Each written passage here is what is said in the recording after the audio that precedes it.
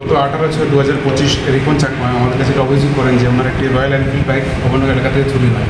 তো সেই তদন্ত করতে গিয়ে আমরা প্রথমে সিসিটিভি অ্যানালাইজ করে দুজনকে আইডেন্টিফাই করি এবং এর মধ্যে একজনকে তখনই অ্যারেস্ট করি এবং তাকে অ্যারেস্ট করে তার জিজ্ঞাসাবাদের ভিত্তিতে আরও দুজনকে আমরা অ্যারেস্ট করি। তো তারা মূলত এখান থেকে বাইকটা চুরি করে নিয়ে মধুপুর এলাকা দিয়ে বাংলাদেশ পাঠিয়ে দেয়। তো প্রথমে তিনজন অ্যারেস্ট করা হয়, পরবর্তীতে আমরা আরও তিনজনকে অ্যারেস্ট করি। এর মধ্যে একজনের নাম বিমল দাস, তারপর সজল দাস, দুটন বিশ্বাস এবং তমল দেববর্মা। এই বিমল দাস মূলত বাইকটা চুরি করে নিয়েছিল, বিমল এবং শঙ্কর। বাকি তিনজন তারা মধুপুর বড়া এরিয়াতে থাকে, তারা বাইকগুলো বাংলাদেশ ফাইল করে। তো আমরা মোটামুটি 6 জনকে অ্যারেস্ট করতে সক্ষম হয়েছি এবং বাকিটা আমরা আরও একজন নামে এসেছি তারা বন্ধ করে দিয়েছি।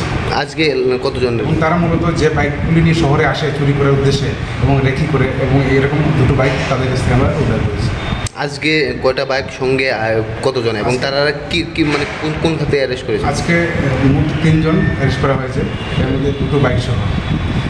আর তাদেরকে কোথা থেকে করেছেন? তাদেরকে একজনকে আমরা শুধু রামনগর থেকে, আর বাকি দুজনকে অ্যারেস্ট করা হয়েছে এই মধুপুর থেকে। মানে তারা কি একটা বড় গ্যাং? তারা একটা গ্যাং, মেনলি শহর থেকে বাইকগুলি নিয়ে এবং তাদের মধুপুর এরিয়াতে থাকে বা বর্ডারিং এরিয়াতে, এবং তারা বাইকগুলি বাংলাদেশের সঙ্গে যোগাযোগ করে পাঠায়। তাদের বাড়ি কোথায়? আজকে যে 3 জনের মধ্যে একজনের বাড়ি আগরতলাতেই রামনগর, আর বাকি 3 জনের বাড়ি মধুপুরের।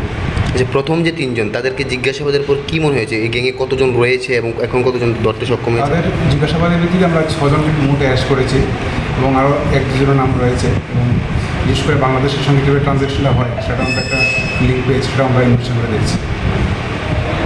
Thank you.